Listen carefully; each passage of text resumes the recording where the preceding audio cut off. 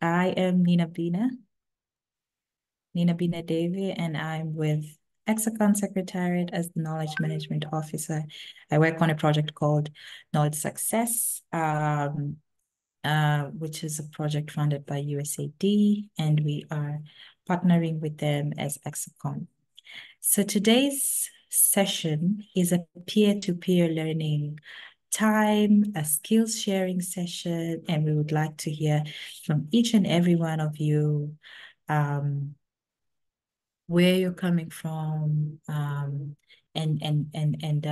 you can put that on the chat as you greet each other, and you can also put it in your own language. How do you say good afternoon, or how do you greet each other in such a time?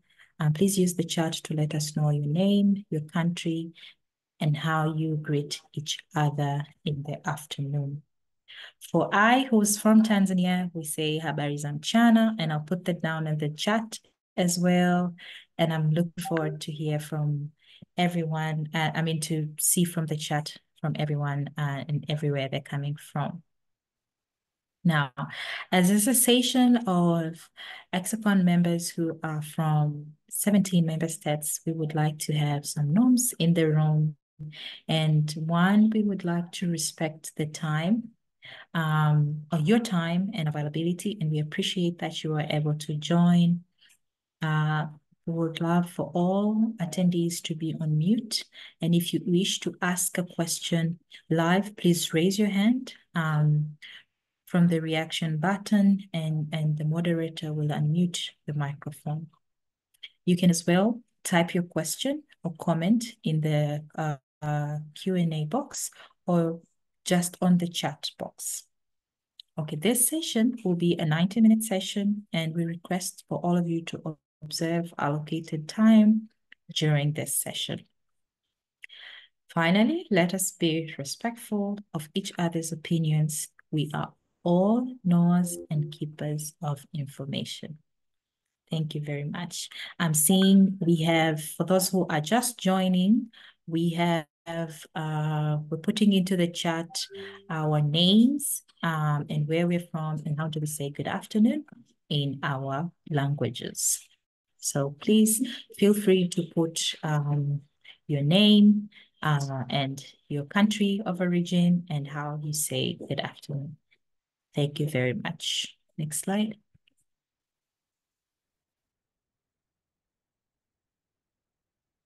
So today's agenda, we will have our opening remarks from the ECSACON Secretariat. We will know about the session's objectives. We'll have an introduction of our presenters, our speakers, their presentations. We'll have a Q&A session, but we'll also have vote of thanks and few announcements from ECSACON's Secretariat. Next. Finally, I would like to welcome Ms. Lemi Mabuga, who will give us an opening remark for today's session. Welcome, Lemi. Yeah, thank you so much, Nina. And thank you all who have managed to participate in this important session or orientation. We all know that we are heading to our 16th scientific conference, and we look forward to receive as many abstracts as we can. We want to hit the record this year. So I'm happy to have you in this session, and we did it purposely because we see in our abstract portal a number of members have just registered, but they have not yet submitted the abstracts. So we thought having this session at this time, it will give you enough time to prepare now for the completion of your abstract, high-level abstract, but also submit your abstract on time. We know the deadline is end of June. So I don't want to waste a lot of time. I want our panelists to have enough time to tell us how now we can move forward to prepare a high standard abstract. I welcome you all, but I would also want to tell you about the conference. As you all know that we are going to have it in Lesotho in September from 11th to 13th. And our website is open for you to register for the conference, but also getting more details on the accommodation, on the themes and sub-themes. So we put all the updated information via our website, and you can visit through www.ECSACONM with M at the end.org. So you are so welcome. Karibuni sana in Swahili. And now I would like to take this ball back to Nina to proceed with the next session. Karibu, Nina. Thank you very much. So as exciting as we are, everyone here, we would like to just get a glimpse of your understanding and what are your expectations for this session. So moving forward, in your screen, there will be a pop-up of a set of questions. Please get through them and answer them. We will have 3 minutes to answer these questions. So if you're having any challenges, please put it on the chat and we will be able to support you. But for now, you should be able to see the questions on your screen.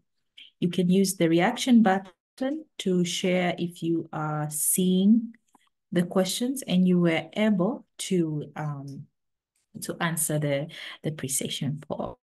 Thank you very much.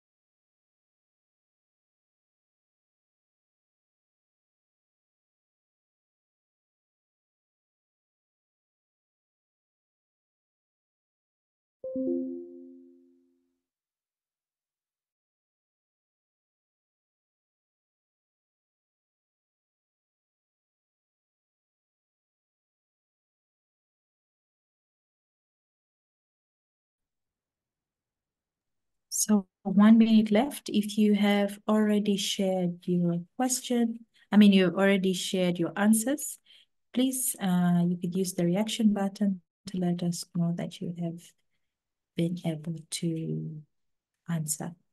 For any troubles, please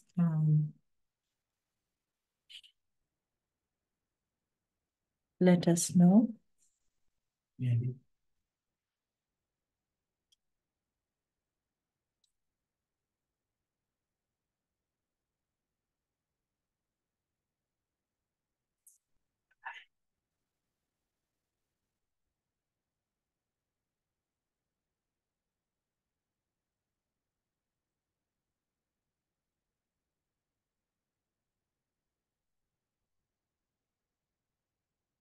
Okay, thank you everyone for taking your time to do the poll.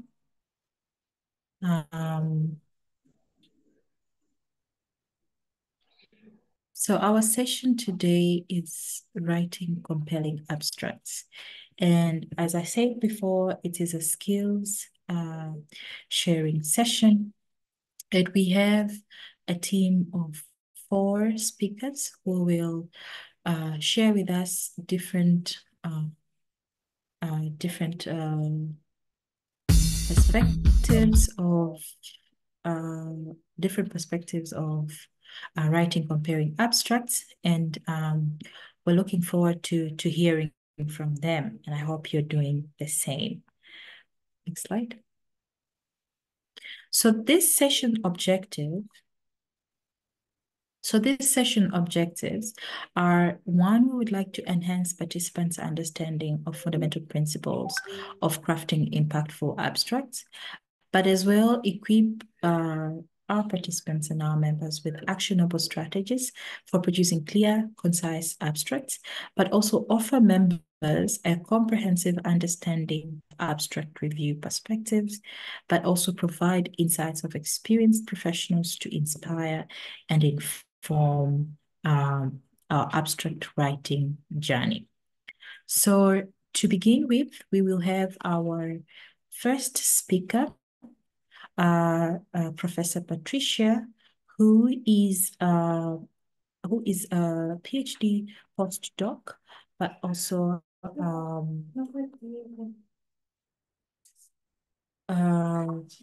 master's degree. So Dr. Patricia is an associate professor of nursing and Dean School of Nursing Science in the University of Zambia. She holds a bachelor and master's of science in nursing and PhD in medical education from the University of Zambia. She's also the chairperson of Nursing and Midwifery Council of Zambia. She is co-led of AfriHealth Southern Africa chapter and chairperson of the research faculty for East, Central and Southern Africa Nursing, College of Nursing and Midwifery, ECSACONM. Professor Patricia has published 58 peer-reviewed papers with 426 citations. Currently, she's managing projects which are supporting students and faculty with scholarships for master's, PhD, and postdoctoral studies. Her areas of research interest includes teaching and assessment of clinical skills, coping and quality of life for patients with chronic illness and mental health. Welcome, Dr. Patricia, Professor Patricia. Thank you. Thank you and good afternoon, everyone. Thank you for introduction. It's adequate, so we'll go ahead in discussing the principles of drafting an abstract. So fundamentally, we need to know what we are talking about. And today we are talking about research abstract. According to these authors, they say an abstract is a concise summary of a research paper or an entire thesis. And it's supposed to be an original work, not an excerpt from a passage, meaning that you can have a thesis, you can have a research project, you can have a dissertation, and then you write that summary, concise summary, and that constitutes an abstract. So you cannot just go and copy a certain passage and say this is an abstract. It will not qualify as an abstract. And it is said that abstracts must be fully self-contained and make sense by themselves without further reference to any outside resources. So you see, as we discussed, that an abstract should say everything about what we are studying without even everyone going to check on the full thesis. So a few classifications or types of abstract. We have what we call a descriptive abstracts. And these ones are usually used for those who are in humanities and social sciences. They are usually brief, like 50 to 100 words, and they'll generally have a background, they'll have a purpose of what was studied, an area of interest of what was studied, and sometimes it may have an overview of the content, but not always. But most of us from the science field, we write what we call informative abstracts, and they are used in science fields, engineering, and they have different components. These will usually be 150 to 300 words or 250 words, and they'll have different areas starting from the background, the aim, the methods. We'll talk about this, what should be in the background, the aim, the methods, up to the conclusion. So those are the types of abstracts that are common. We go on. So other people classify abstracts as being an abstract that comes from a full research report. For example, if I'm investigating how patients with cancer, they cope or their quality of life with the chemotherapy, and I have a full research project, so I can write an abstract, and that abstract is going to be referred to as a full research report abstract. Others can be from a review paper. If I want to look at what others have documented about coping with cancer or quality of life with cancer. So I get several papers and I do a review. Either it's a systematic review, which is more comprehensive, or a desk review, getting the documents which are available, or a scoping review, which is closer to a systematic review, or just a rapid review of what is available. And then I can write an abstract, what people have said about cancer, based on not the information I've collected myself, but the information collected and documented by others. Then there are abstracts which you can also write from best practices. I'm in a health center or in a hospital in Eswatini, in Manzini, or I'm in Zambia here. And then we have been implementing some strategies, and we have found that those strategies are useful. So then we can sit down and then document the best practices that can constitute an abstract as well. We proceed. They are what they call the 3 C's, or some people call the 4 C's, 5 C's, depending on what they are looking for, or for an abstract. What characterizes an abstract? So they say that an abstract should be complete or comprehensive. Like that word I use, that it should be self-contained. I'm sure we know what it means to be self-contained. You can find everything in there. So an abstract should be self-contained or comprehensive, meaning that it should cover the major parts of a project. Parts of a project will have both the introduction chapter, the objectives, the methodology, up to the end, the recommendations. So an abstract should have those components. It should be concise. They usually when there's a call for submission of abstract, it will be indicated that this is just 300 or 200 words, or even 150. So you have to be as concise. Even if you have a document, for you people who have done master's, PhD, even bachelor's, your documents can have 180 words, but 180,000 words, but they'll tell you reduce those words to 150. So it's not supposed to be wordy. It should be clear. I have examples to show how clear an abstract is. Avoid jargons, terminologies that other people cannot understand should be avoided. So use simple language, yes. So the basic components there, they are now what I was mentioning in brief. A title, we'll talk about what should constitute a title.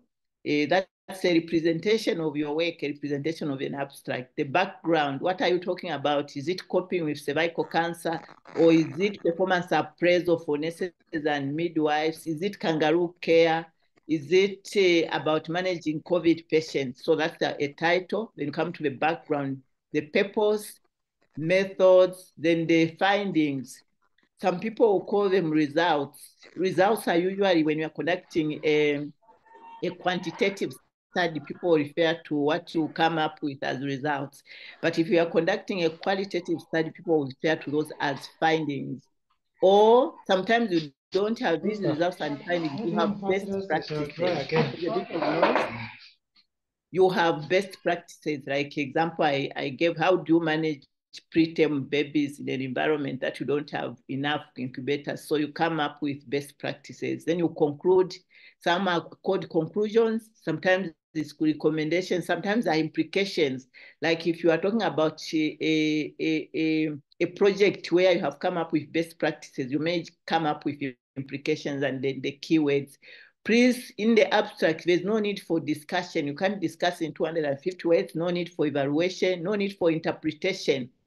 You just put the results, 700 people or 50 mothers were copying as such, 75 were not copying, no interpretation and no speculation. Don't put what you think in an abstract.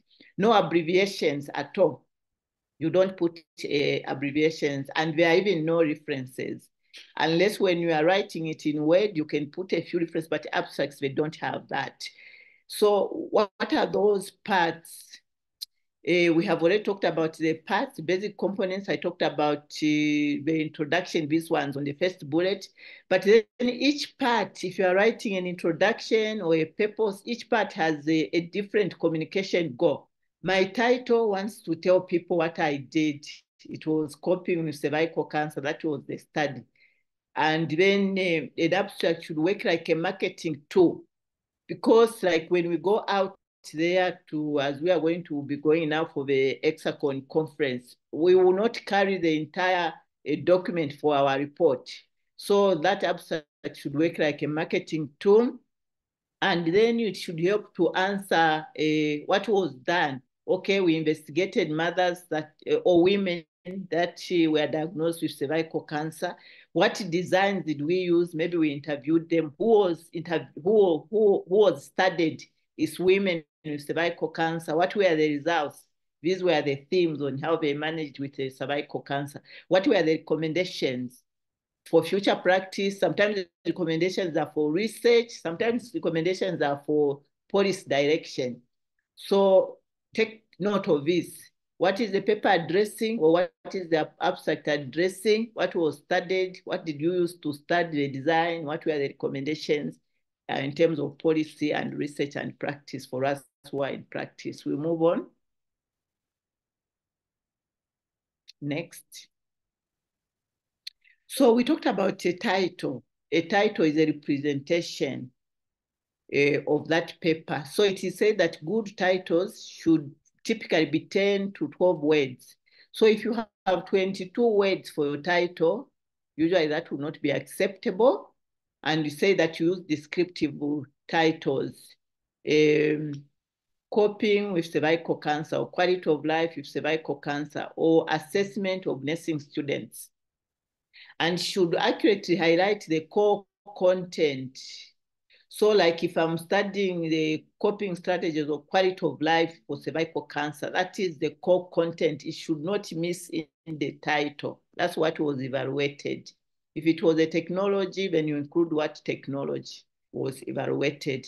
And it is said that it should be clear, it's a title should be clearly written, persuasive, so that the people who are reviewing, you can imagine when you send, if all of us here who are 70 seated here today, we decide to send 2 abstracts each to the reviewers for ECSACONM conference, they'll have a lot of those. So we need to make sure that our titles are catchy, something that is catchy. We'll see, I'll give a few examples about catch titles. So it should include even the setting. Don't leave out the setting. If the coping strategies can be studied in Tanzania, can be studied in Eswatini, in Malawi, but if that study was in Zambia, should indicate the setting that it was Lusaka, Zambia. Don't leave the title. Don't leave the site from the title. Next.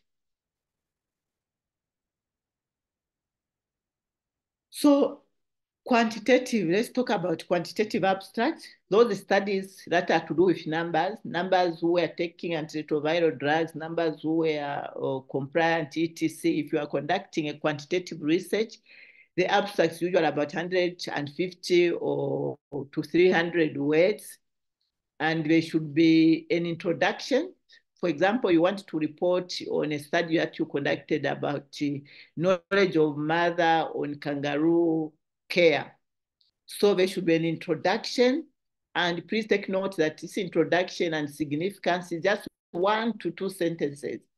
But meanwhile, your introduction in your research reports, it may be 5 pages, but in the abstract, 1 to 2 sentences. The design that was used, even data collection methods, how it was analyzed, just 2 to 3 sentences. Data was collected from 20 women, and we used a quantitative design, and the data was analyzed using whether it's the SPSS or whatever it is, within 2 to 3 sentences. Then summarize the main findings. The findings were that mothers were knowledgeable, or that women were coping well or not coping well. Summarize what came out of that in 2 to 3 sentences. Then state the implication. What does it mean now that women are not coping with a diagnosis of cervical cancer. We need to put interventions to support this, so that will be an implication. Then include descriptive statistics and inferential. You know, descriptive statistics are numbers like just simple numbers like percentage, how many were coping well, or how many were compliant to a certain treatment. Those are descriptive statistics. But then inferential, that's when we talk about the p-values and all the other advanced kinds of statistics. We continue. So here's an example. The title for these people were conducting a study, a simple one. They were studying the effect of exercise on blood pressure in hypertensive adults. So when you look at this title, it's talking about what was studied. The phenomena that was being studied is the exercises and its effect on hypertensive adults. So this was the population which was studied. But unfortunately, this one has missed the setting. It should indicate where it was conducted. The background, 1 to 2 statements. And this one, they just had one. So this one says, hypertension is a major public health concern, and the exercises have been proposed as a non-pharmacological intervention to manage blood pressure. From your introduction, that is 7 pages in your document for your project, one statement has communicated what it is that was studied. Methodology, this was a randomized controlled trial that included 100 hypertensive patients who were assigned either to an exercise group or a control group. Blood pressure was measured at baseline and after 12 weeks. These are 2 statements. Methodology is complete. It has indicated the design itself, the numbers of people were studied, what conditions they had, what intervention was put on them, if at all it's an intervention. Results, the exercise group showed a significant reduction in systolic blood pressure, and this was a reduction by -5. So it means if somebody used to have a BP of 140, it went up to 135 or so, and the p-value is indicated and the mean difference. So within these 2 sentences, we have managed to put our results. Conclusion. Then, so what after this? This one says regular exercises significantly reduce blood pressure in hypertensive adults, supporting its use as a complementary therapy for hypertension management. So this one has concluded and has even put a recommendation. When you say this is supporting, it means that you are recommending that people should exercise next, in the interest of time. All right, this is an example next. Okay, this is a qualitative example of an abstract. Again, 300 words or so, less than that. You introduce the introduction, 1 to 2 statements. Let's go on to the next slide. This is just giving guidance. I think I've already talked about this. Okay, yes, I wanted this example. So the example here, this is a qualitative study now. The person who's writing an abstract said, exploring the lived experiences of patients with chronic illness. Again, they should say where they did that in Matapa. I like that because that's where just our last conference. The background is saying that living with chronic illness can have a profound impact on individuals' quality of life, but the subjective experience of patients are often overlooked. Just this, it has said everything that should be said in the introduction. What was the methodology? This was a qualitative study. It's used the same structured interviews with 20 patients who were diagnosed with chronic illness to explore their experience and perception in one statement. Results, now here we don't have numbers, is qualitative. Thematic analysis reviewed that three main themes. So the themes were that there's emotional burden when you have a chronic illness, there's a struggle for control and autonomy, and there's an importance of social support. Conclusion, this study highlighted the complex and multifaceted nature of living with a chronic illness, and it emphasized the need for healthcare providers. That's a recommendation to consider patients' holistic experience so that we can provide that social support. Next. What is common between the two? They are all clear and concise, or they should be all clear and concise. Avoid using first person. Don't say, I conducted this study, the study was conducted. And note that what we have provided here are just guidelines. Sometimes also if you are presenting to different conferences, there'll be different guidelines. Next.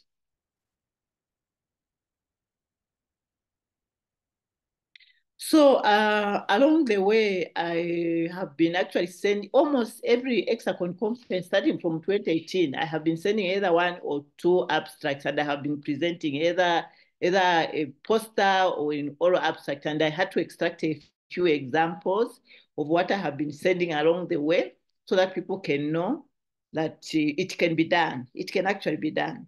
So this study was experiences, needs, and coping strategies of pregnant and parenting teenagers, a perspective from Lusaka, Northwestern Province. I think this was in 2018 or so. Then there was another one I presented. This one was a full study. The next one was a desk review kind of study, an introduction of early and enhanced clinical exposure model through development of curricula for advanced practice nursing. This came from a desk review, it's a literature review. The other one, can't remember, during the time of COVID, that one, which was in Arusha, I think I presented an assessment of readiness for remote learning and teaching, a case of University of Zambia. This one, implementing evidence-based practice, I think I don't know when I presented this, evidence-based practice using a plan, do, study, and act model. I was saying don't put abbreviations. So now I have abbreviated my own instruction. So it will be complete. So here this is the best practice that we are reporting here. Process, lessons, and implications for practice at a tertiary hospital. So you can report a best practice, and that's what we did here. The last one, evidence-based practice and critical thinking in nursing education. This was another a scoping review towards integrating into the BSc and master's curricula. Next, so these are examples. And in conclusion, we are saying here where we have 76 of us on this online today, if at all you have been practicing or providing care in as a midwife, in theater, anywhere else, if you have taught others like us teachers, if you have been taught like me who have been a student, if you have managed others, you are a manager of an institution, or if you have observed what is happening in your unit, or you have read, you can actually write an abstract. But always remember that when you write, you should have ethical approval or a waiver to present findings, because you can't go and present findings about the cancer diseases hospital here in Zambia. I take them to Lesotho and I didn't get a ethical approval. It's unethical. And if you have done that and you have ethical approval for what you have been doing, please be ready to share the facts of what you found, share your experiences from a clinical setting, share the best practices. And if we do that, we are likely to improve nursing and midwifery care and even health care in totality.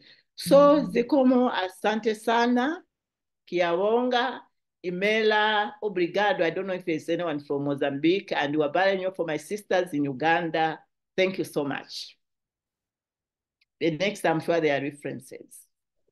Thank you very much, Professor Patricia. That was very insightful, and I hope we were able to grasp as much from her.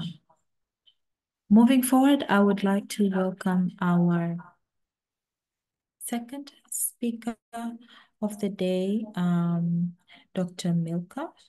Dr. Milka is a member of ECSACONM, and she is also currently a lecturer at Masinde Muliro University of Science and Technology in Kenya. She teaches courses in nursing leadership, research methods, biostatistics, global health, HIV and AIDS, and reproductive health. Dr. Gayo is also a master trainer at ECSACON College. She is the chairperson of ECSACON's research faculty, Kenya chapter, and the secretary of the research faculty at Exeter region. Welcome, Dr. Milka. Thank you so much, Nina. Good afternoon, everyone. So I'm going to pick right from where Prof. Patricia left. And Prof. Patricia took us through fundamental principles for crafting a compelling abstract. And so I am going to take us through actionable strategies for creating a compelling abstract.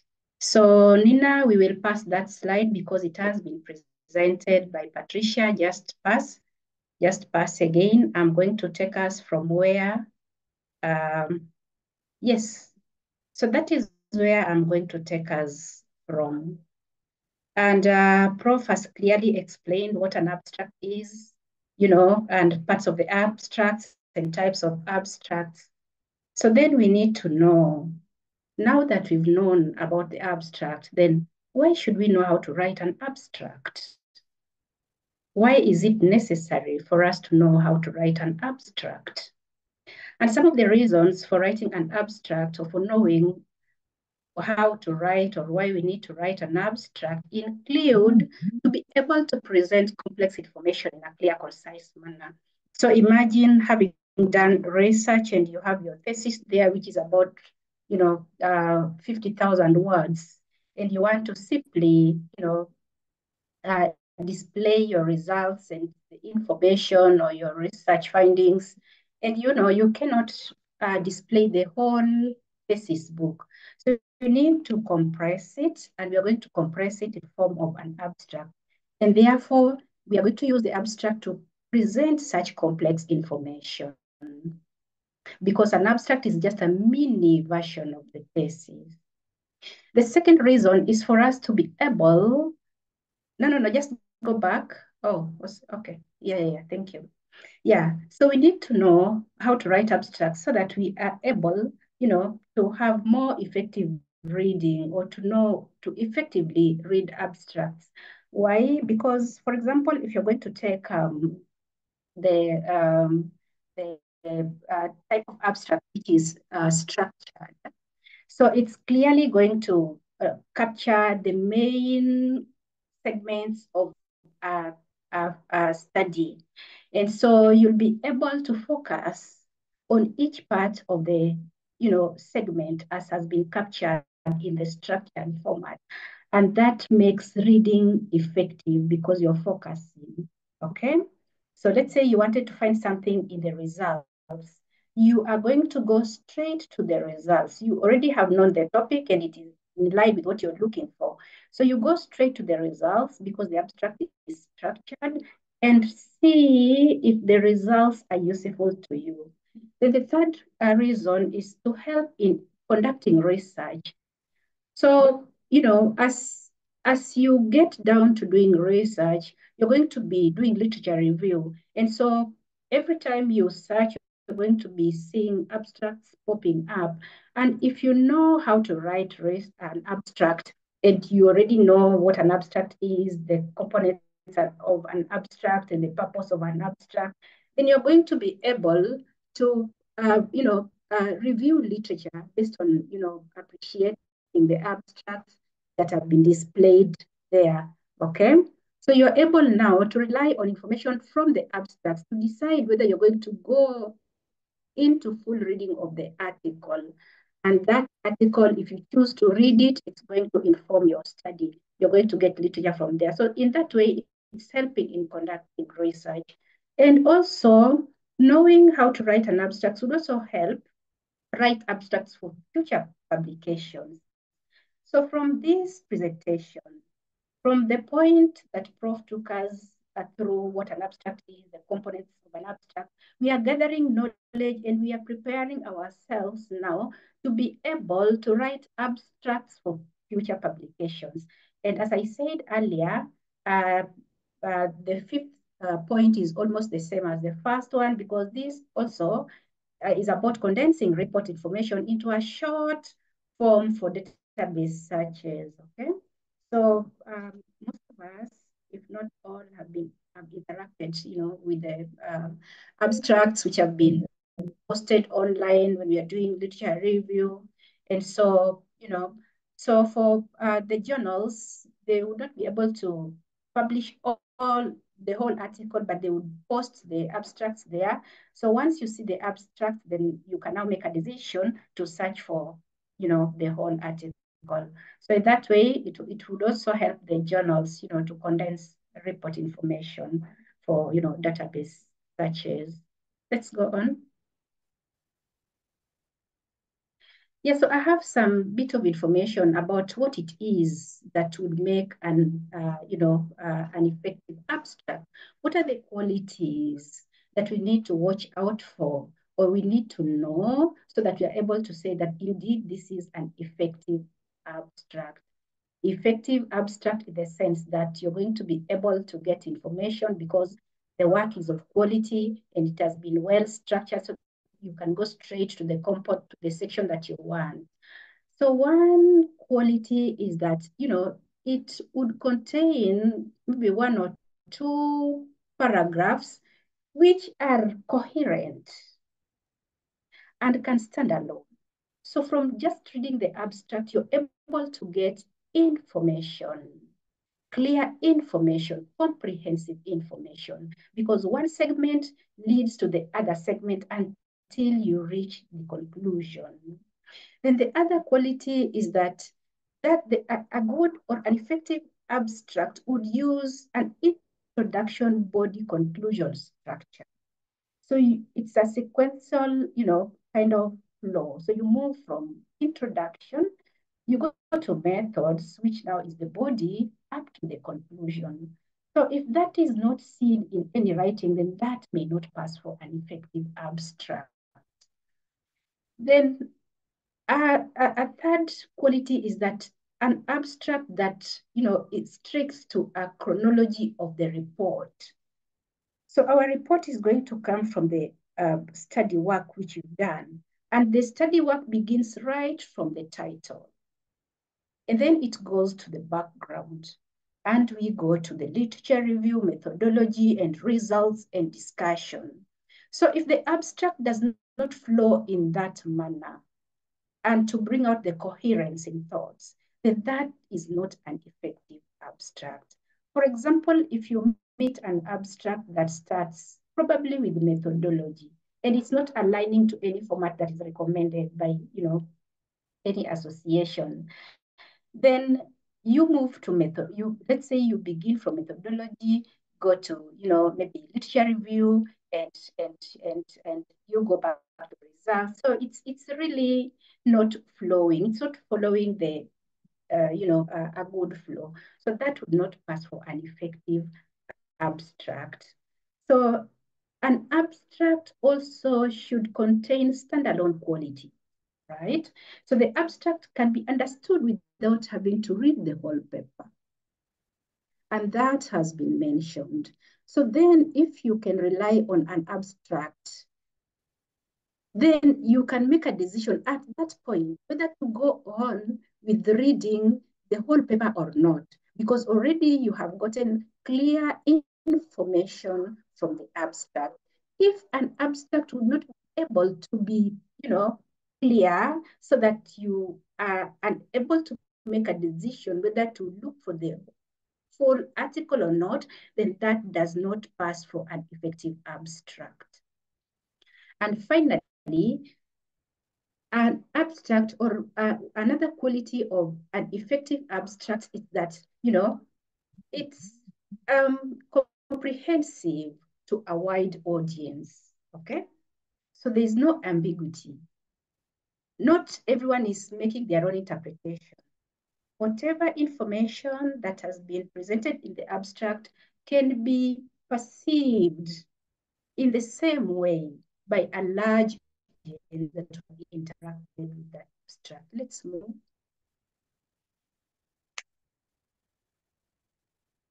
Oh, sorry. Okay, so we can pass that, but then again, it's interesting. So now how do I write an abstract? Okay, how do I write an abstract? I remember the first time I was writing an abstract, and Dr. Kija is going to expound more on this. I really did not know how to write an abstract. I met a call for abstract. I had information which had been told by somebody that, Milka, you have very good information, that you could share out. But I didn't know how to start writing an abstract.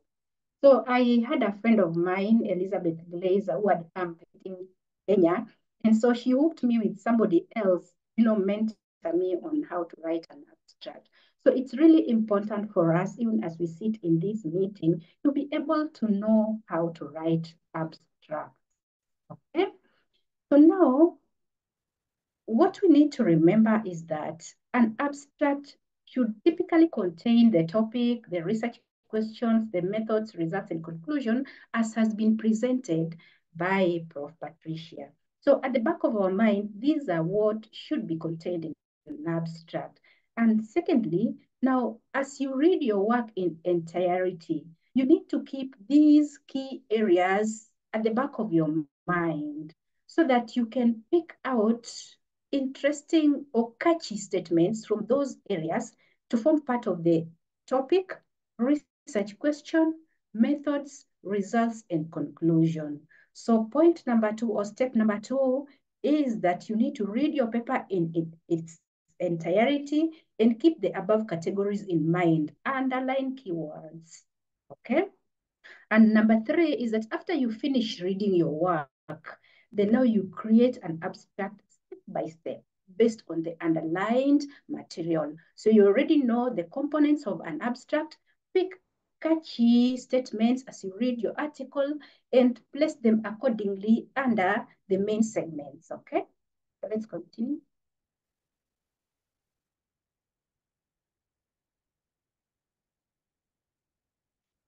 Nina, okay. So I hope we are together. I hope we are together. So then let's go to writing the parts of abstract. Now the first step and the first part usually is the introduction. So under introduction, you only need 1 or 2, sentences that would explain a little bit about the topic, about the aim of that study or the purpose, and the research questions, and you're done. So 1 or 2 sentences that would explain about the topic, the question, the purpose of the study, and, and the questions. So that is the introduction. Now, step number 2 is you need, again, 1 or 2 sentences that will describe the research methods.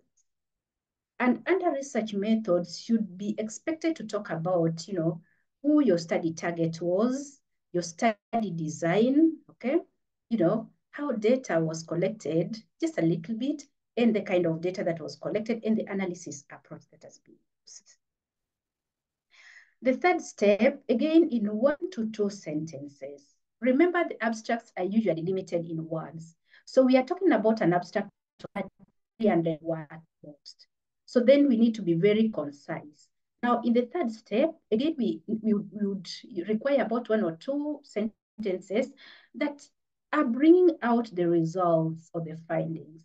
And when you're bringing out the results, ensure that what you're sharing in the abstract are the most interesting findings of your study, right?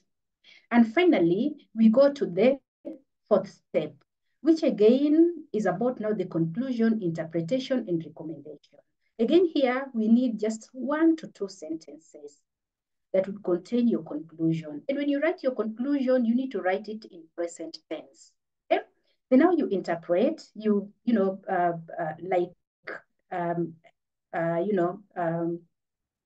explain a little, unpack it, make it bare, and also include the recommendations and even the implication. What does your result translate? Okay, what is the implication? Okay, or what is the impact? So if you do that, you'll end up with a concise abstract that is touching on every element that is expected to be in an abstract and is catchy. Let's continue.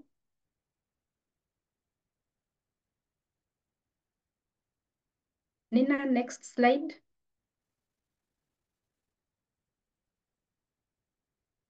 Yeah, so Okay, so we talked about this is a scientific paper, you've done research, so you can generate an abstract from the research findings or your research. But then again, we could also generate research from projects that we do. For example, in the clinical areas, there are a lot of projects that go on in terms of maybe quality improvement initiatives, and you'd want to share your project findings and the impact of your projects with people so that they can pick as best practices, or you can escalate, So again, in this case, we do not have a lot of difference with the, abstract from research activities. But now again here, for introduction, you'd also just require 1 to 2 sentences under the introduction. And similarly, you talk about the topic, the purpose, and research questions. And that is similar to the abstract from our research. Then secondly, in the second step, which is now the body. Okay. Now, here you're going to describe your innovation. And this may include the type of data to be used to measure effectiveness, of the innovation or project, and how the data would be handled and analyzed. For example, you wanted you're trying to improve, some process or uptake, okay? And you're working from a baseline, and you're putting in place, change ideas that are expected to give you desirable results. So you're going to be taking note of every achievement. At the end of 1 month, how will you have performed in comparison to the baseline information? At the end of the second month, how would you have performed? So you're going to include in this stage, the type of data that you're going to use to measure effectiveness and how it is going to be analyzed, okay? So are you going to use a run chart to summarize your performance? Are you going to use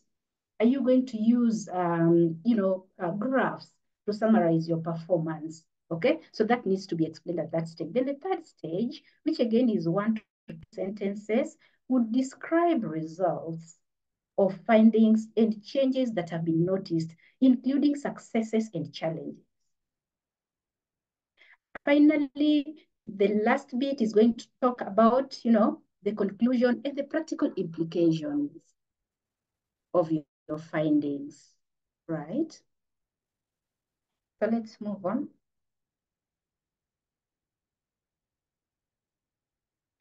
So Dr. Shonga is going to talk about why an abstract is not accepted. So let's go to the next slide. I'm going to talk about revising an abstract. So let me just refer to my slides here at home.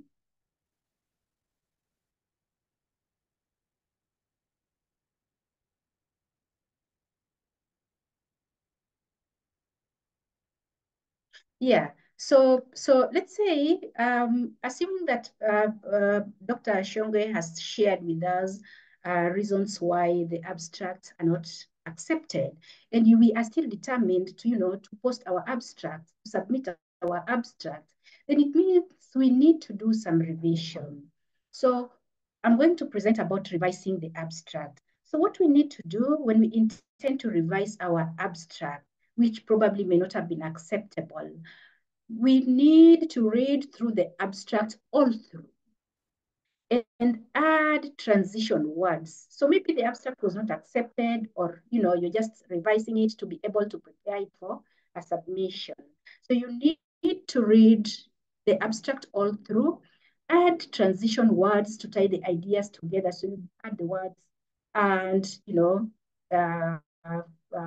however, so that your ideas can be tied together.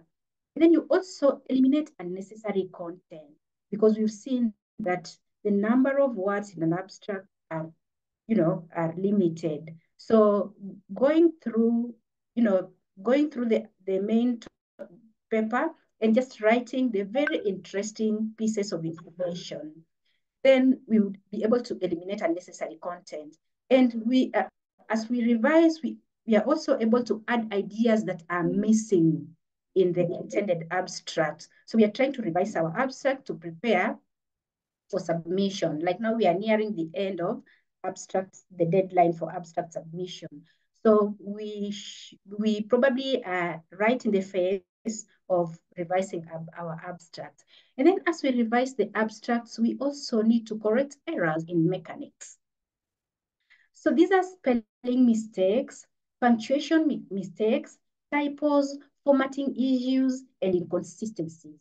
And if these go without correction, then that makes part of the reasons our abstracts are never accepted for presentation in a conference, which Dr. Shongwe is going to share with us. And also, yeah, so I'll go now to the screen, back to the screen, Nina's screen. Okay, Nina, so let's move. I'm almost done. Again, move. Well, okay, so assuming we have been in the business of writing abstract and submitting, or probably we're just beginning and we've submitted one or two to conferences, and so we still look forward to submitting more and more. So then we are going to improve with the time. And how do we improve? So we need to know that writing is an art and we can learn it, okay? We can learn the writing, which is an art. So how do we learn that? So we need to read published manuscripts and abstracts carefully, which have been posted in major journals. And from there, we will refine the knowledge that we have about abstracts and our skills of writing abstracts. So we need to read manuscripts and abstracts which have been posted. Then as you also write your abstract, you need to have at the back of your mind who your audience is, okay? And target your abstract accordingly, okay? So then if you know the kind of audience, like when I was coming to present about abstracts here, I was already aware that I'm coming to meet nurses, some of whom are teaching in higher learning institutions, some of whom are researchers. So I have that at the back of my mind. And that helps the presenter or the author to be able to do enough literature review so that the presenter can really engage with the audience. Okay? So there's need to know your audience. We are trying to improve how to write abstracts. And number 4 is that if you are limited, it's raining in my area, so there could be some noise around. So if you do not have enough knowledge and you do not have enough skills, you're just beginning to write abstracts, then you can get help from your mentors and colleagues. Okay? So let us not shy off from, asking the same way I was taken through by a friend. Okay? So we can get help from mentors. Then another way of improving your abstract is asking a peer to read through your abstract and tell you in paraphrased form the information they are getting from your abstract. If they're struggling to explain that there's a problem with your abstract, you need to review, okay? And you could also attend classes in writing skills as well as read books. Let's move. Yeah, so some bit of writing tips. We've seen what we can do to improve in writing our abstracts. So some bit of writing tips. When writing your abstracts or when we are writing the abstracts, we need to use active voice as opposed to passive voice. For example, there's this example which I have here, and actively it reads, the scientist studied 15 patients with acute respiratory distress syndrome. And that is an active voice. The scientists studied 15 patients, right, with ARDs. And that would be much better than if we wrote 15 patients were studied with ARDs were studied. So the last one is passive and the first one is active voice, okay? Now, another tip is that always use the full term before you refer to it by acronym. For example, orthotopic liver transplantation, we need to mention that first, as I have mentioned it in the sentence, then now you can write it in acronym form, all right? Do not use jargon. So that had been stated by the first presenter. And also do not use the first person statements like, I found out that, we found out that, you know, the study found out that, okay? Let's move. So other tips, write only one thought per sentence so that you can be, understood clearly. You risk confusing the readers, or we risk confusing the readers when we bring many ideas within one given sentence, okay? So the tip here is that we need just to write one idea, one thought per sentence. And we need also to eliminate unnecessary words. We have seen that.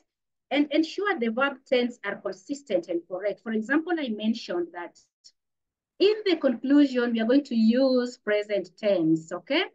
But while writing the body of our abstract, the methodology we would use past tense, okay? Again, do not present any new information that is not in your paper while writing an abstract, okay? So finally, reading maketh a full man, conference a ready man, but writing an exact man. That was quoted by Francis Bacon. Yeah, and that marks the end of my presentation. I thank you so much for your time. And let me allow the next presenter, Dr. Shongo. Thank you. Thank you very much, Dr. Luka. That was quite concise. I'd like to now welcome Dr. Mduduzi, who is our third speaker for today. Dr. Mduduzi is a senior lecturer at the University of Eswatini and is a public health specialist and a registered nurse midwife, a PhD in public health and a master's in nursing from Taiwanese University, along with a Bachelor of Nursing in Science from UNESCO. Dr. Shongwe expertises span on biostatistics, epidemiology, and advanced medical surgical nursing. He has received prestigious awards and served on the Eswatini Health and Human Research Review Board. Dr. Shongwe's research interests include social behavior, determinants of health and reproductive, maternal, neonatal, child, and adolescent health. As an academic editor of PLS 1, he has made significant contributions to the field. Welcome, Dr. Shongo. Hey, good afternoon, colleagues, and it's a pleasure to join all of you today to share on writing compelling abstracts from the reviewer's perspective. Thank you so much for the generous introduction. We are going to define peer review, what it is briefly, and the purpose of peer review, and the types of peer review that are out there. And then we'll just look at briefly how the 16th ECSACONM review process will occur or take place. And then we'll look at what conference reviewers are expecting from writers or authors, and then also then look at the reasons for conference abstract rejection. I want to appreciate my previous colleagues who have shared on abstracts, because for me, it's just to talk about peer review. So this is just a process where one subjects their work to to experts in the field to review and scrutinize whether it meets a certain standard. So the work of the experts is just to say that these actually are of good quality. This actually emanates and originally was part of physicians' work, where this physician, who's a Syrian physician, in this kind of years, wrote a book to explain what peer review was. They were just doing it as part of committees in hospitals, where they would just peer review each other after giving, some care to patients, and then they would meet in the evenings or following mornings every day in the morning and just review how Dr. X, for example, has given care and if they were doing it the right way. So that then prompted later on from that book, it prompted then the peer review process. And you rarely would see that this is being taught to people, or people are taught how to peer review. So hopefully ECSACON later on will have this kind of training where we train peer reviewers on what they're looking for as a refresher so that the process is standardized. And then basically just mentioned that you're just checking the quality of the study. Can you just go to the, yes, the next slide. So it's a fundamental process to assess the quality, whereby you look at the quality, if it makes some impact into this field of that particular abstract, say, or the discipline. And sometimes, of course, for manuscripts, we subject them to peer review to just check the standard, if it is up to scratch in terms of the methods, the soundness of the methods. So basically, that's what the reviewers are looking for in terms of, is it scientifically sound of what is written there. So any unwanted claims, unacceptable interpretations, so will not be published. So in conferences, your abstract won't be accepted because it is lacking that particular component.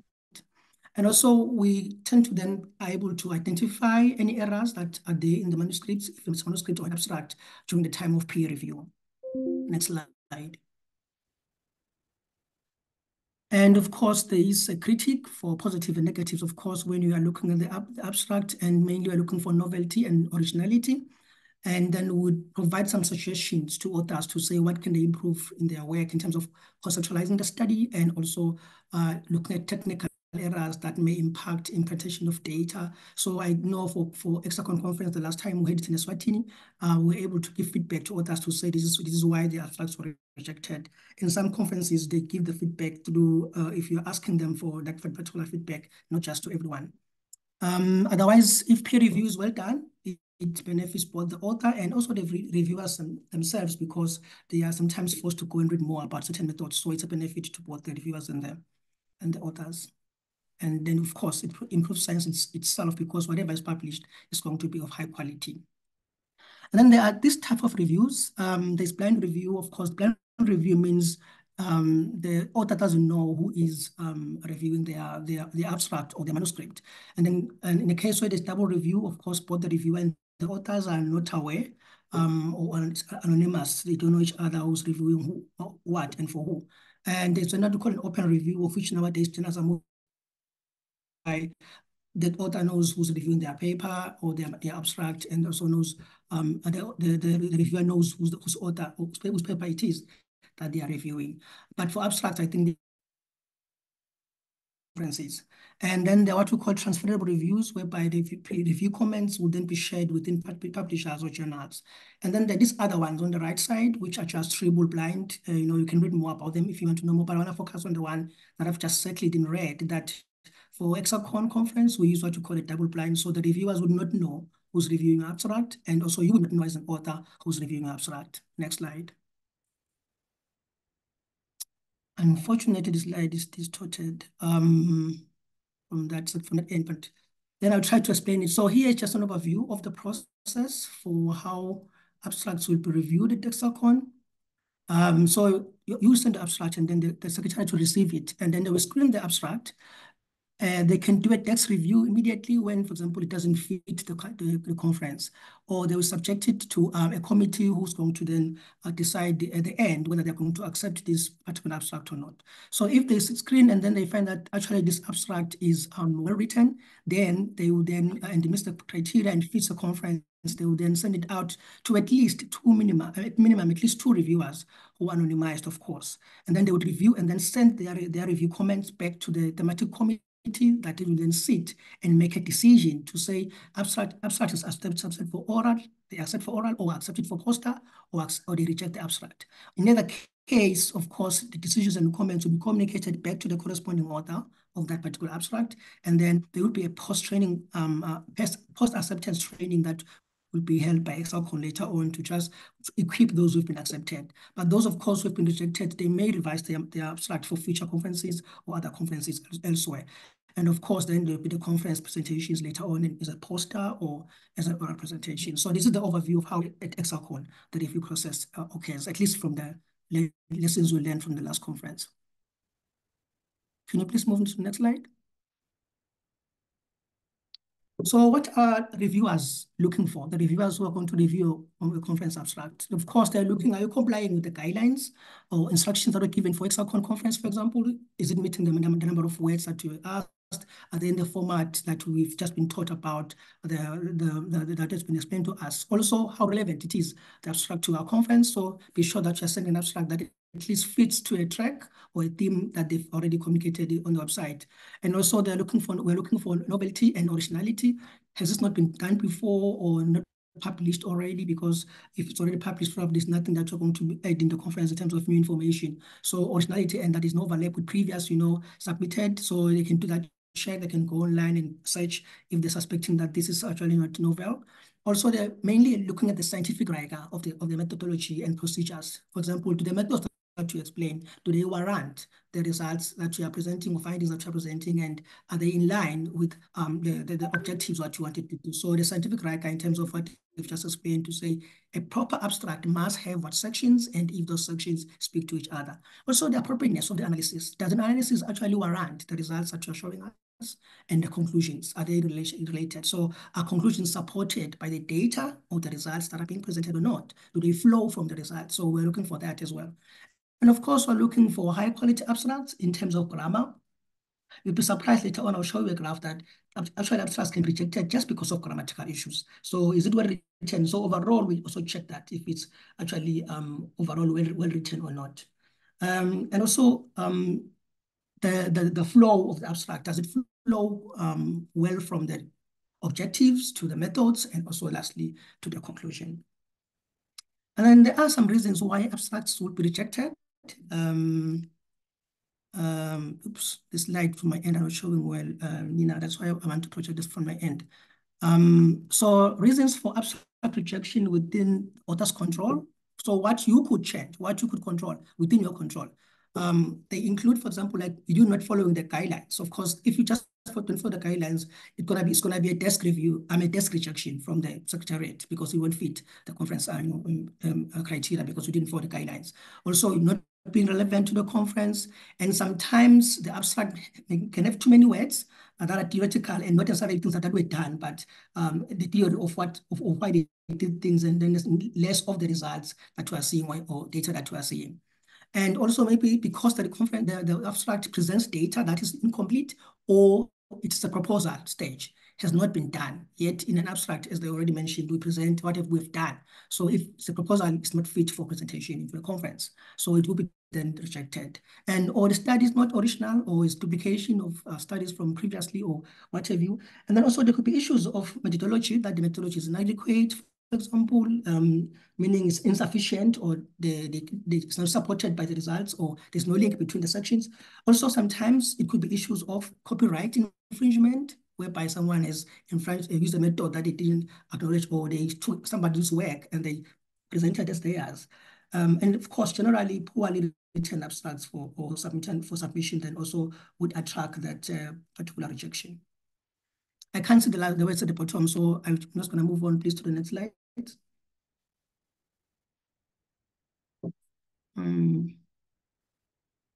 Also, then now, there are then those reasons that are outside of the author's control. Whereby, for example, sometimes we reject abstracts in conferences because there was a high volume of submissions. So meaning the competition was so too high, so that maybe the bar was set so high, and then some abstracts would be rejected just because we have too much submissions, and then we look for that kind of high scoring abstract like in the 90s or 80%. And then finally, even if it was a good abstract, but because there were high volume submissions, then we reject the abstract. And also sometimes because there were too many submissions in a particular theme that you selected, and therefore the competition was too high, and therefore we are only expecting so much in that particular theme, so it may be rejected. That's outside your control. Doesn't mean your abstract wasn't good. And also sometimes because a particular topic of some abstract was undersubscribed or too few abstracts were submitted under that theme, and then it was not enough to warrant a session that we can actually make into a conference. I hope at ECSACONM this doesn't happen most often, I think, but in other conferences, yes, you would find that there are such situations. I think my last slide then would be on this part, just an empirical paper that I just searched online for a conference called the Annual Conference of Association for Professionals in Infection Control and Epidemiology. So these authors actually were just trying to document the reasons why they rejected abstracts previously in a conference I think in 2018. So you can see here that they classify them into two broadly, I think, or three. They would say rejected because they failed to follow submission instructions or submission requirements. And then you can see that at the bottom, there was a subtotal. About 72% of the abstracts were rejected because of the failure to follow instructions. Things like acronyms and abbreviations are not spelled out or defined at first stage. Typographical errors, they're also the leading reason why they were rejected. So you can see that those small things like grammar can actually impact you being rejected in the conference. Issues like abbreviations, I think Dr. Milka was mentioning that don't use abbreviations, for example. So I think those kind of things. Secondly, that reason also would be issues of rejection due to quality issues. I think the scientific Riker part, as you can see here at the bottom, that they were rejected for scientific reasons would be 14.4%. And then also the 12% about submissions from industry for conclusions are not supported by results. So those are some of the reasons why in conferences your abstracts would be rejected. I hope with that I've shared what reviewers are expecting and the reasons why potentially abstract would be rejected. So I appreciate the time. Thank you so much. Over to you, moderator. Thank you very much, Dr. Shongwe.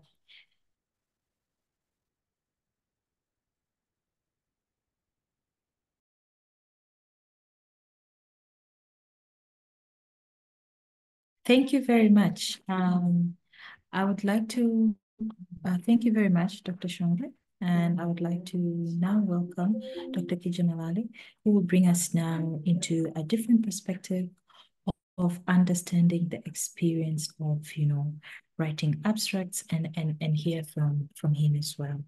So Dr. Kija is a lecturer with over a decade of experience at the Catholic University of Health and Applied Science in Tanzania. He is a specialist of nursing oncology and palliative care. He also serves as the postdoctoral research fellow at the University of Free State in South Africa, focusing on addressing health communication challenges for individuals with chronic illness, especially cancer patients and their caregivers. With numerous peer-reviewed articles on oncology, medical education, and health communication, Dr. Malali supervises undergraduates, masters, and PhD students research while drawing inspiration from successful health professionals who mentor others. So welcome, Dr. Kija. Take us through. Thank you so much, Nina, for a wonderful introduction. And I'm grateful that I get this opportunity. Indeed, much have been said by the previous speakers. So my part is just to share the lived experience of my journey. Because I'm playing both in the academic, also in the clinical, but I'm going to share with you my experiences, particularly in the scholarly work, in the preparation of the abstract, submission, receiving feedback, and during presentation as oral presenter or poster presenter. Generally, I can say at the beginning, when I started this journey, it was really a challenge to me. Of course, I didn't know, of course, I thought I did a study. Of course, I was focusing on home-based care. But at the end, I was supposed to write an abstract. So writing an abstract, I didn't know what to write over there. I consulted my supervisor, and of course, she managed to give me some highlight that you need to write this information. But in a practical way, it was a little bit difficult what to write, how to structure the arguments, and to align with the limit. As the previous speaker said, that if you want to structure the abstract, you need to focus on the weights limited from 100 to 300. So it was difficult for me to do that. But after a period of time, because I did several times, then I come up to realize that writing an abstract is both easiest way and most difficult section. In the easiest way I can say is what I normally do now is I do all my work, and then abstract I do it at the end, because at the end is when I know my work from the beginning to the end. Then I summarize on my own language without introducing something new perspective, new theories, but I'm trying just to summarize the work that I have been working on it. So it makes me easy to know it. But on the difficult part is about writing a compelling abstract, because the abstract is the icon of your work. So it's an icon. It means that you need to do whatever to make it compelling. So at the point that you need to think big, it needs high level thinking and the creativity. So over there, that is why people, even the professors, if you give them a task to write an abstract, you are likely to come up with a different abstract. But among of those, you're likely to come up with the best one. So writing an abstract is an easiest way for me, I can say, and also is a difficult part to write. Next slide, please.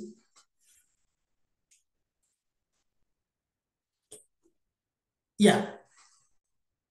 After you have prepared your abstract, definitely you need to submit it to either to the journal, to submit it to the scientific conference, so that you can get an opportunity to disseminate your findings.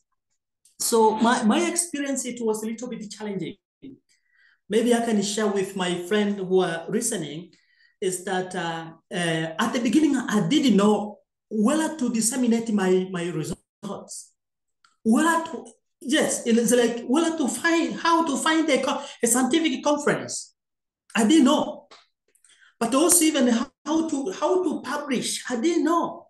It was a little challenge to me, a little challenge. Even using the electronic system of submitting an abstract, because you needed to log in to create the account, and then from there you meet with a lot of instructions, and how do you go with? So it was a little bit challenging. It needs skills. But if you do this several times, myself, I become familiar with. For example, now I can submit an abstract within maybe 10 minutes or 20 minutes. I'm ready. So over there, after gaining a lot of experiences, I realized that it's important to have this kind of skills to navigate, for example, the internet, using the keyword of your work. Is where you can find a lot of scientific conferences which are active, and then from there you can select it which is fitting your work. It becomes easy. But the other issue which is very important, as the previous speaker, Dr. Shong, highlighted, not all scientific conferences are relevant to your work. So over there is very important when you will be searching for that scientific conference. You need to check the thematic area, the themes of the scientific conference. Sometimes you can find the themes is too broad, but you need to go down to sub-theme. So Under the third themes, you can find the sub-theme which is relevant to your work, and then you submit on that aspect. The other issue which is critical is submission instructions. Sometimes we experience some rejection of our abstract. Of course, you have structured well, the content is a lot of innovations, but still you don't adhere to the instructions. And this is stipulated in the submission systems, because some electronic submission systems will instruct you to maybe whether to write the title, whether to write the background, the introduction, whether to write the methodology. So if you mix these informations, you are likely to find your information is disorganized, and at the end, the reviewers, they are going to reject your work. Next slide, please. Of course, this is a point that it was really a challenge to me. Of course, not only to me, but majority of my friends that I have been shared with, they used to tell me that this is a challenge, because if you submit an abstract, you have two options that you need to expect: either rejection of your abstract or acceptance of your abstract. But if your paper is accepted, definitely you become excited and motivated. But if your paper become rejected, that's the bad news for you. And that day will be a bad day for you. So, but throughout, because even myself from at the beginning, I experienced several rejections in the scientific conferences and also in the publications. Even now, I experience some kind of rejection in the journal. I submit a work, but they reject me with some comments, and I use the comment to improve my work. So for me, I came up to realize that rejection is a normal experience in academic journey. So don't be discouraged. Don't be discouraged. But the most thing which is very important is you need to have an individual career plan. That one will keep you internally motivated. Where are you going? But if you don't have something like this, if you receive rejection, automatically you can give up. But if you have a career plan, is where you are going to get motivated. Resilience is going to be there, because you know where you are going, where you are heading, simply because you are aware that this is part of the challenges through in the way of achieving my. So it is very important to have this kind of motivation. But the other issue which I can let you know that when I started submitting to the scientific conference, of course, for the first times, I become the third best presenter, and I was being awarded the 200,000 Tanzania shillings. It was so exciting for me, and I realized that this is the journey that I needed to work more. And then after that, I got another opportunity to present my paper to the National Institute for Medical Research in Arusha. And also I got some kind of responses and support. And through that, it motivated me that this is the journey. So sometimes you can find these external motivations are not there to our institutions. But it's very important, you need to have internal motivations. But something also to add on it is that if you aim high, definitely you need to grow in a different dimension. One dimension is in the issue of discovery. And the issue of discovery is where you need to engage in scholarly work. You need to engage also in a training. You need to mentor other people. You need to train other people. But also, you need to think about consultants. Consultants is providing services to other people in solving some kind of problems. But the clinical practice is where we normally get the problems. And the we nurses and midwives, we are doing a lot in the clinical area. But the challenge is we don't have the skills on how to package.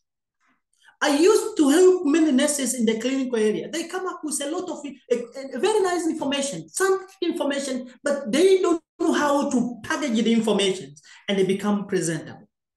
Maybe through my experience, I can tell you that we nurses, we are doing a lot of issues in our clinical area.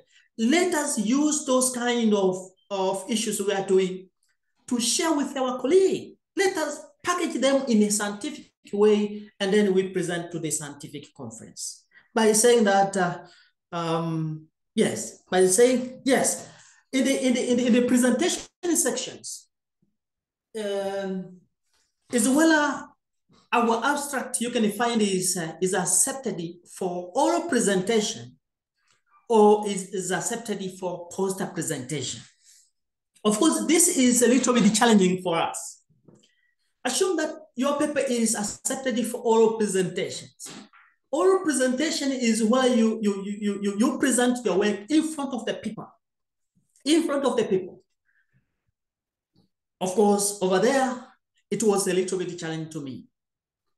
Facing the audience in the conference of more than 500 people, they are listening to you. Shy is there, but through doing several presentations, I come up to realize that this is an opportunity. But you need to be confident. And the confidence is a salt to your presentation. I have seen other people, when they go to their podium, you find that they can't even speak. Even what they're speaking is not aligning with what they are displaying on their PowerPoint. So that is the point that you need to have skills. So over there, I took some time to learn those kind of communication skills when delivering my oral presentation in the conference. So that is why I'm saying confidence is a salt to the presentations. It needs adequate preparation. When I say adequate preparation, you need to know the content you are going to present, the way it is structured, even your slide, you need to know them. How many of them? Is the content that I'm going to present, is it organized in a proper way? Because sometimes you can find one slide is missing in your presentation. So you need to check them. And also you need to be familiar with the place. You need to know your audience, but also need to be familiar with the way you appear in front of the people. Those are the issues which are very critical. But also for me, which helped me much to gain more skills, is when I do rehearsal. Rehearsal is you need to do before the conference. You need to rehearse, maybe in front of the mirror, in front of your colleague. Maybe you can record your presentation and then you listen. You listen from it. Then from there, you're likely to fix some issues that you find are not adequate from there. So it's very important. It's what it's going to give you a credit. But also use a simple language, as a Prof. Patricia said. Use a simple language in such a way everyone in the conference, everyone in the venue can understand of what you are speaking. But the other people, they stand in the podium, they start using vocabularies no one can follow.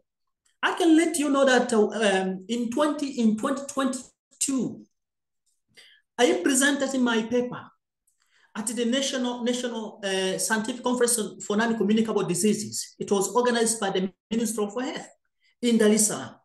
I presented a very complicated paper. It's from the laboratory work. And over there were primary students and the secondary and also university students and the other people. But I presented in a simple language in such a way even a primary pupils were able to understand. And at the end of my presentations, those students, they approached me, congratulations, brother. We understand your presentation. It was so fantastic to me. And I become the best presenter in the innovation category. So these are issues which are very important, even when we'll be preparing for our ECSACONM conference in Lesotho. We needed to prepare, and then we needed to be adequate, confidence in such a way to make our presentation very nice. Because of time, I don't want to extend more. Otherwise, I can say thank you very much for listening to me. And the door is back to you, Nina. Thank you so much. Thank you very much, Dr. Kija. And thank you everyone we've realized we've exceeded our time.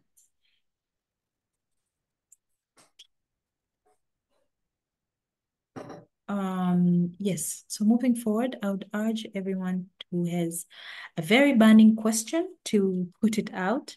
Otherwise, we would share emails and this presentation to everyone. And if you have any further questions or clarification, we will also give time for our speakers for today to share their communications via that specific email, and you will be able to receive them.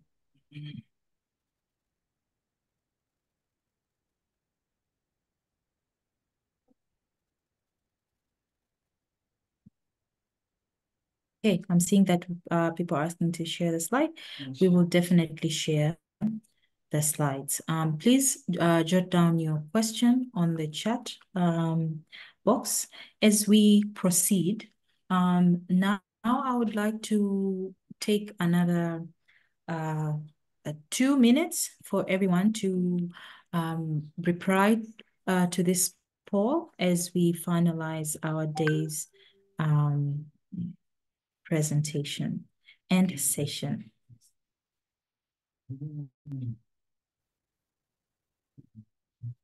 Nina? Yes. I think we also allow them to raise their hands and ask any question. This session is very key. And if you think you need more clarification or you need like more detail in some of the issues, kindly raise your question and we'll pick you up to ask. Otherwise, you can put your question on a chat. Thank you.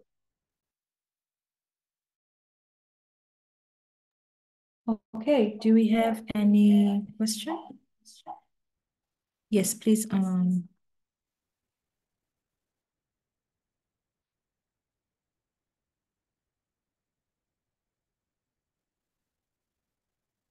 Featherstone, welcome.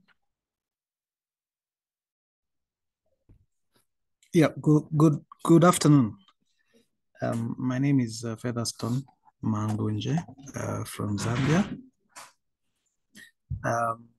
Very insightful presentation, and really I think this is very helpful, taking lessons in how we need to do our abstracts and the experience of those that have presented in the past. We have really been motivated to, I think, write abstracts. I wanted to find out whether for ECSACONM, because I think one of the barriers that normally come through for nurses is that people would want to write abstracts. And for you to be supported to attend a conference after your abstract has been accepted, is one, I think, other area which always in many institutions would want after your abstract is accepted. Then that's when you are either given support and so on. I wanted to find out from ECSACONM point of view, for those that have abstracts that are accepted to be presented at the conference, is there any incentive to give out some, whether scholarship of some percentage of some kind, so that people can be encouraged to write, and even if they're not supported by the organizations, they can find their way to present? Thanks.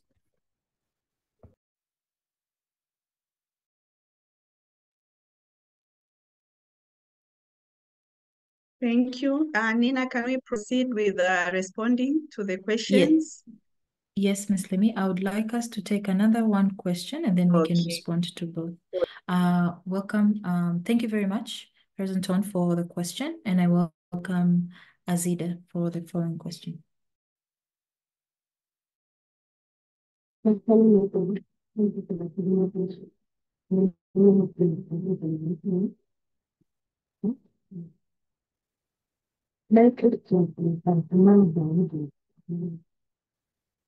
Unfortunately, Azida, we are having trouble to hear you. Would you kindly please put your question on the chat, please?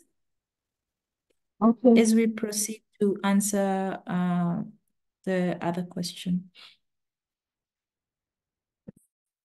Great, thank you. I welcome Ms. Lemi for response from the first question. Yeah, I wanted to refer the question to Madam Registrar, Madam Elizabeth. And we have chair of our research faculty. So Madam Elizabeth, you're welcome. Hope you remember the question. So yes, I remember. It's about once the abstract has been accepted, is there any scholarship that can be awarded? And I want to say that this would be the best thing to happen. And unfortunately, ECSACON as it is does not have funds set aside for such scholarships, but ECSACON recognizes that every country has many, many partners that nurses and midwives work with. And many times they would support our other colleagues because they have written their submissions early and their abstracts have been accepted early. So I recommend that we use the partners that we have and the offices that we have at country level. We have ECSACON country chapters. We also have our nursing councils. We have our nurses associations. The whole quad is normally very, very useful to help us get support from our countries. Thank you. yeah, thank you, Madam Elizabeth. Maybe I can add a little bit on top of what you said. We also respond to you via email. If your abstract is accepted either for oral or poster, then if you request for a letter, we can also do that from the Secretariat to ensure that you can submit the letter to your boss or to your facility, to your hospital, so that they can support you to come and present during the conference. So we also provide that support from the Secretariat, but also the CNRs, our focal person in the countries, they can also do that very easily. So you can get that letter very fast. Thank you.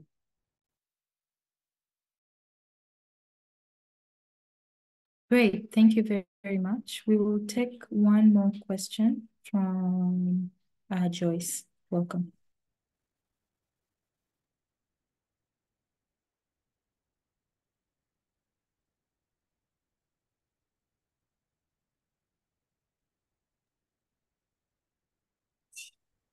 Joyce, unfortunately, we cannot hear you. Would you kindly please put your question on the chat? Furthermore, again, we will display the poll so that we are able to continue with replying to the poll as we again receive any other questions from the participants. So again, we will display the poll for you to be able to continue and filling out the poll. Thank you very much.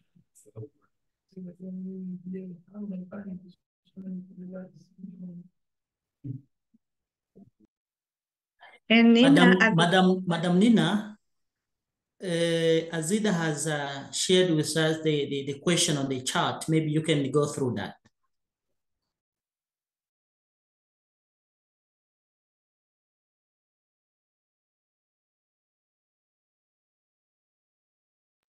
Okay. So the question from Azida is using identifiable information was among the reasons for abstract rejection. However, the title and objectives contain the study site. Okay.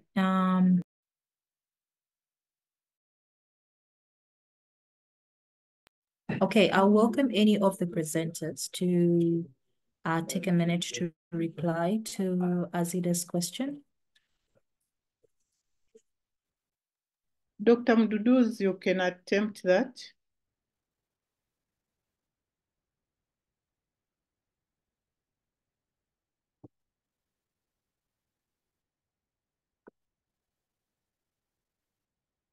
Or probably has not seen the question. I'm personally not sure. I don't understand why the abstract was rejected because of using identifiable information, unless if it was identifiable to the point of the actual individuals who gave that information. Because when we get information from individuals, we report it as a group, and if you have ethical approval, then it means that you have been granted permission to share that information. So you find the articles, they will indicate in Singapore, in Lusaka, in Arusha. So I'm wondering how that was an issue. Unless if that information was really identifying the actual individuals who said what was said. Dr. Mduduzi, you can add on. Thank you. Yes, thank you so much, Chairperson of the meeting. I think some of the reasons would be that some particular topics might be sensitive or might disclose, for example, a certain particular setting, yet maybe it can then result into the image of the institution being tarnished. For example, issues around stigma or anything like that. So there are cases whereby we need to anonymize the setting because it can then result into big problems in terms of being sued and all that. For example, let's say you want to do a study among high school students for a particular private school where parents pay money, for example, to send their students there or children there. And then you come and disclose the setting that is such and such a school in this particular town. And then maybe it reports a high prevalence of drug use, so parents will stop sending their children to that place. So I think reviewers then were checking to say, is it not too revealing? So in that case, we can anonymize the setting and not reveal exactly where we did it. But at least we should give it some geographical location to say in one high school in Zambia, or in Eswatini or something like that, so that at least people have an idea of the geographical setting. Otherwise, there are cases where you can be rejected because it is too revealing in terms of that particular case. Hope that answers. Thank you. Hello. Thank you very much. Hello. Hello. Yes. My name is Dr. Anwar Wire from Moi University School of Nursing. I think I just have a comment whereby sometimes people have written abstracts and submitted, even a whole manuscript is submitted. But then you realize that some reviewers use very strong language or strong, when you look at the way a reviewer has looked at your paper, you realize that the reviewer has used a very strong language that you are not able to understand. And sometimes it makes whoever has submitted the manuscript feel so belittled, like what Dr. was saying. So sometimes I don't know how people should handle such a situation where you receive your manuscript and the language is just too negative, so to say. I don't know how one should handle that.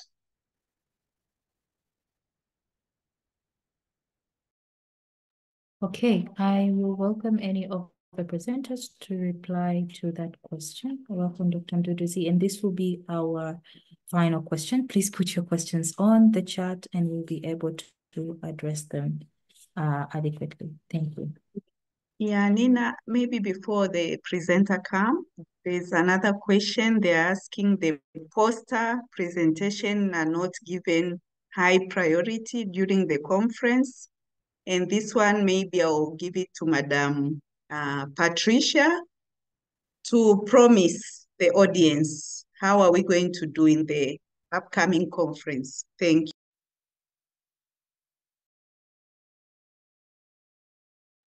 Okay, thank you. I will respond to that, and I will leave Dr. Shongwe to respond to the strong language. We have all experienced that sometimes. Regarding posters, I think VC has been a complaint, not just for ECSACONM. A few other conferences I have attended. Sometimes we don't, for sure, give prominence to abstract, but they are important in terms of communicating findings as the oral presentation. I think here as we are, Madam Registrar, and there are organizers who are here, I think let's take note of this situation so that we give dedicated session to the posters, not where you say as we are having tea, people can pass through the posters. Then it's like you have not given the respect due to those presentations. So we have taken note. Thank you. Dr. Shongwe, strong language. Yes, thank you. Or Dr. Kije. Yes, thank you so much, moderator and colleagues. I think we, as Dr. Professor said, that we experience these kind of things, I think, at some stage at least. Unfortunately, reviewers have different styles of writing, have different styles of, communicating what they want to communicate. Some are direct, some are polite, some are calm, some are, strong language speakers, direct language, and they just simply shoot at you in terms of their way they speak. At ECSACONM, I think the last time we did some training to just try to sensitize our reviewers about that, because we were reviewing our last abstracts in the last conference, to try to make it common that they communicate in a certain way, because it might impact on a certain person or the person receiving the information. So one way to deal with that, from my experience, I know colleagues will share their experience. Mine, for example, like I encountered, I think the first time I submitted a manuscript, I had those kind of like that kind of language, and I first saw this was stated, and I put it aside. And I think for 1 or 2 days, and then afterwards, when I took a look again at it, I was like, okay, the language is harsh, but now I'm feeling better.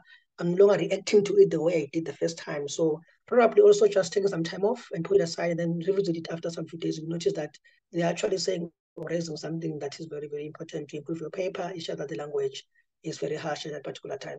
Unfortunately, we don't have control as authors on how we want them to respond to us, my reviewers, but then they do that. And when once it happens, we end up developing a thick skin. Right now, if you send me any comment at this stage, I now have a thick skin, so I'm able to take in everything that comes. So I think we grow into it, but unfortunately, of course, it does discourage those some of us who are early career researchers. But I think one way to deal with it for me was just to put aside for 1 day or two, and then I can go back to them.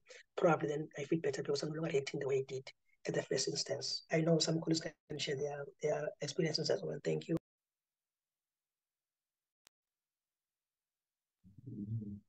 Thank you very much.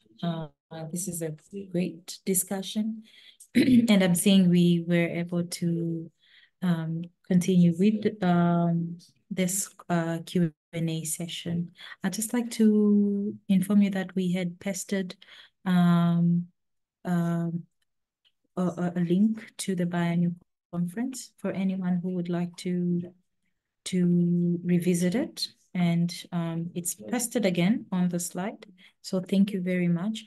I hope we were all able to fill up the poll that we had submitted. And I would like now to welcome Madam Elizabeth for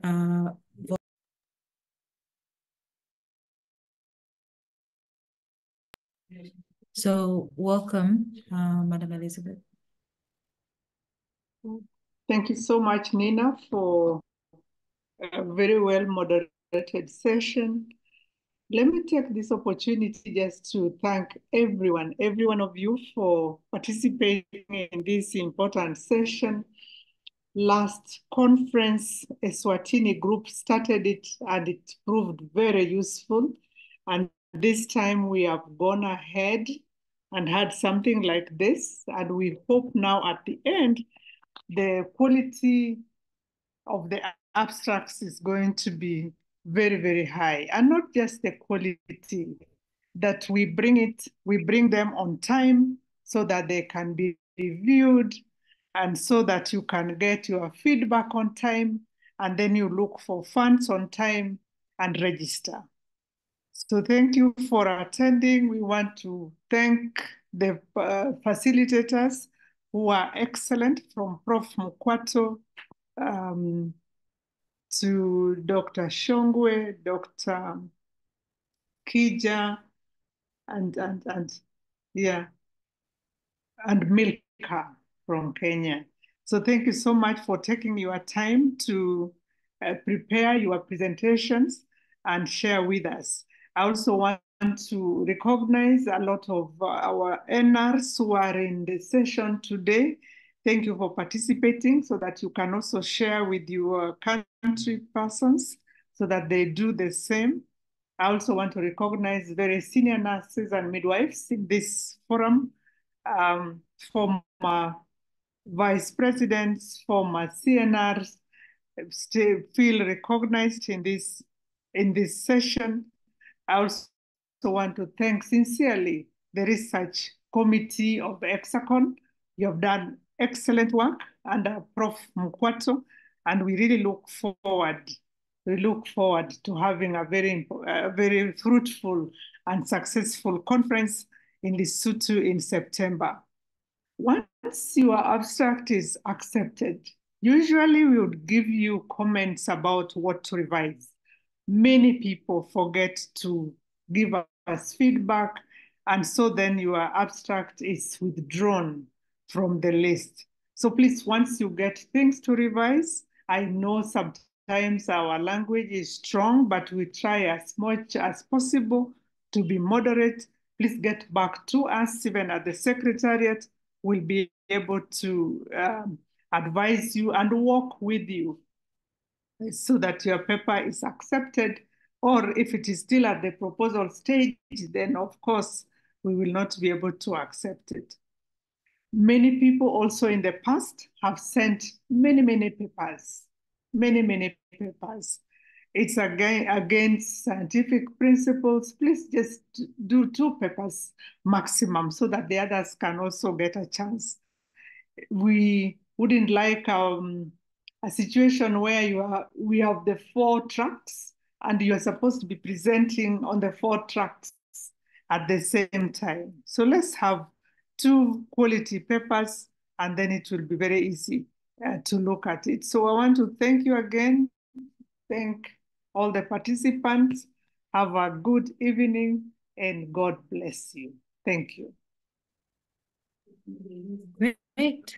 Thank you very much. And thank you everyone for joining. We will again share the presentation. And we are happy that you were able to join for this extra 30 minutes, and looking forward to seeing you all in Lesotho for a conference. Thank you. Welcome, Nemi. Yeah, sorry, Nina, can I do some few announcements? Please proceed. Thank you. Maybe to those who have already submitted their abstracts, you will still have a room to go and review your abstract before the deadline. So log in with your credentials, then you access your abstracts, work on it according to today's tips. But also we are planning to have a more detailed training, which is organized by the Swatini team. Will let you know.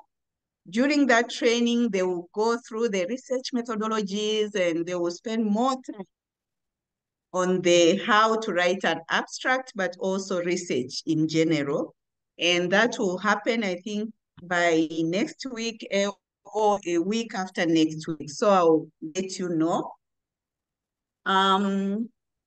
Yes, so for those who have registered to submit the abstract, please do submit. And as Kidia said, nurses, you have so many data or information from your clinical work or clinical practice. Please see how you can turn it into a study or a research. Then submit. We need to hear and learn from you, see new innovation, and share the experience. Thank you so much. Bye. I think, Nina, you have another thing or we can end there? No, thank you. And I would like to thank everyone for joining. We look forward to meeting you soon. Thank you. Goodbye, everyone. See you in Lesotho. Bye, madam. Thank you, Nina. Bye. Thank you. Bye. Thank you.